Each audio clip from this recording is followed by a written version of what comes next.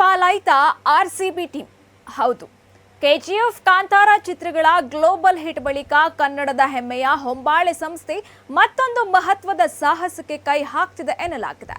IPL ಇತಿಹಾಸದಲ್ಲೇ craziest ಹಾಗೂ highest fan following ಇರೋ ಆರ್ಸಿಬಿ ಫ್ರಾಂಚೈಸ್ನ ಖರೀದಿಸೋಕೆ ಹೊಂಬಾಳೆ ಮುಂದಾಗ್ತಿದೆಯಂತೆ. ಹೊಂಬಾಳೆ ಗ್ರೂಪ್ ಆರ್ಸಿಬಿ ಓನರ್ ಆದ್ರೆ ಕನ್ನಡಿಗರಿಗೆ ಡಬಲ್ ಧಮಾಕ ಸಿಕ್ಕಂತಾಗ್ತದೆ.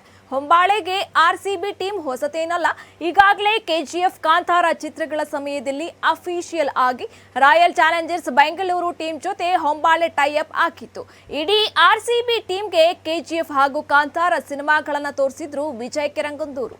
ಕನ್ನಡ ಟೀಮ್ಗೆ ಕನ್ನಡಿಗರೇ ಮಾಲೀಕರಾಗಿಲ್ಲ ಅಂತ ಗೊಣಗಿಕೊಳ್ತಿದ್ದ ಹಾಗೂ ಆರ್ಸಿಬಿ ಮ್ಯಾನೇಜ್ಮೆಂಟ್ ಕನ್ನಡ ಪ್ಲೇಯರ್ಸ್ನ ಆಯ್ಕೆ ಮಾಡ್ತಿಲ್ಲ ಅಂತ ಬೇಸರಗೊಂಡಿದ್ದ ರಾಯಲ್ ಫ್ಯಾನ್ಸ್ಗೆ ಹೊಂಬಾಳೆ ಫಿಲ್ಮ್ಸ್ ತಕ್ಕ ಉತ್ತರ ಕೊಡುತ್ತಾ ಅನ್ನೋದನ್ನ ನಿರೀಕ್ಷೆ ಮಾಡಬೇಕಿದೆ.